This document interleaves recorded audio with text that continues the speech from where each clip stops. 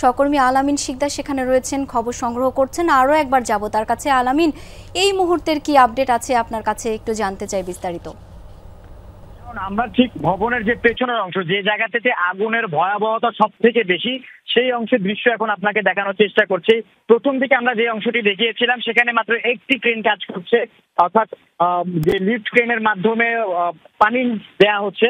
এই জায়গায় আমরা দেখতে পাচ্ছি বাংলাদেশ বিমান বাহিনীর একটি অত্যাধুনিক গাড়ি যেমন পানি এখান থেকে নিক্ষেপ করছে, ঠিক একই ভাবে আমরা দেখছি যে ফায়ার সার্ভিসের একটি লিফট ক্রেনের মাধ্যমে কর্মীরা উপরে উঠে সেখান থেকে ওয়াটার গানের মাধ্যমে পানি দিয়ে আগুন নিয়ন্ত্রণের চেষ্টা করছে। এবং এই যে পানির যে তারা যেখান থেকে সংগ্রহ করছে পানিটা আমরা দেখছি, পানির উৎস হচ্ছে যে এটার পাশেই একটি রয়েছে, পুকুর রয়েছে ছোটখাটো। সেই পুকুরে কিন্তু আমরা দেখছি যে সেখান থেকে পানির সংযোগগুলো নিয়ে এসে আগুন নিয়ন্ত্রণের চেষ্টা করছে। কিন্তু আগুনের ভয়াবহতা খুবই বেশি। আমরা যতই দেখছি যে একেবারে পুড়ে ছাই হয়ে যাওয়ার মতো যে ঘটনা, সেই দৃশ্য কিন্তু আমরা দেখতে পাচ্ছি।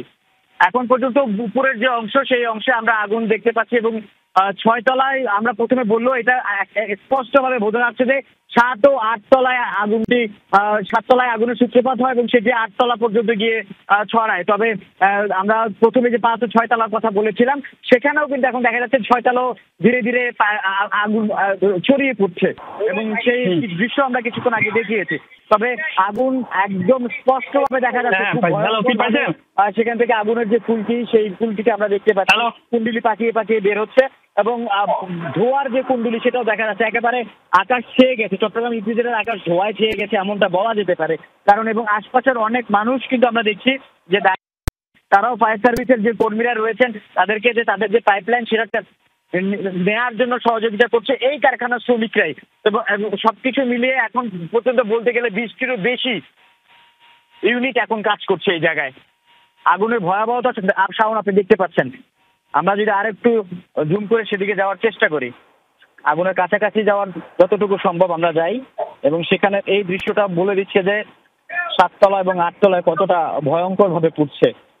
ফায়ার সার্ভিস কর্মীরা পানি তাদের যতটুকু সম্ভব ততটুকু চেষ্টা করছেন। তবে অন্যান্য যারা রয়েছেন এখানে, যারা আসছেন, তাদের যে বক্তব্য সেই একসাথে এমন 8 থেকে 10টি ট্রেনের মাধ্যমে যদি লিফট দিয়ে উপরে উঠে যদি আগুন নিয়ন্ত্রণের এই চেষ্টাটি চালানো যেত, সেক্ষেত্রে আগুনের এই যে ভয়াবহতা সেটা কিছুটা হলেও কমতে এবং নিয়ন্ত্রণে আসতো। যেহেতু সেই প্রযুক্তিতে এবং সেই ধরনের ব্যবস্থা আমরা এখানে দেখছি না। মাত্র 2টি গাড়ি আমরা দেখছি যে লিফটের মাধ্যমে উপর দিয়ে দিচ্ছে এবং বাংলাদেশ নৌবাহিনীর একটি অত্যাধুনিক যে গাড়ি রয়েছে যেটা দিয়ে অনেক দূর থেকে পানি নিক্ষেপ করা সম্ভব, সেটা দিয়েও দেখছি যে পানি তারা নিক্ষেপ করে যাচ্ছে।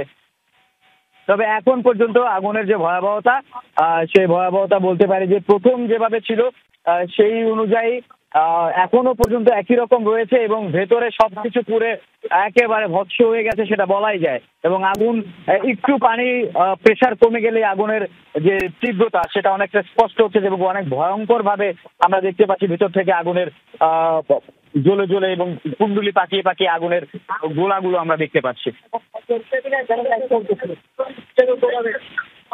আমরা দেখছি বাংলাদেশ বিমান বাহিনীর সদস্যরা তাদের যে গাড়িটি তারা নিয়ে এসেছেন, সেই গাড়িটিতেও তাদের যে সংযোগ, পানির পাইপলাইনের সংযোগ, সেই পাইপলাইনের সংযোগ দেওয়ার চেষ্টা করছে।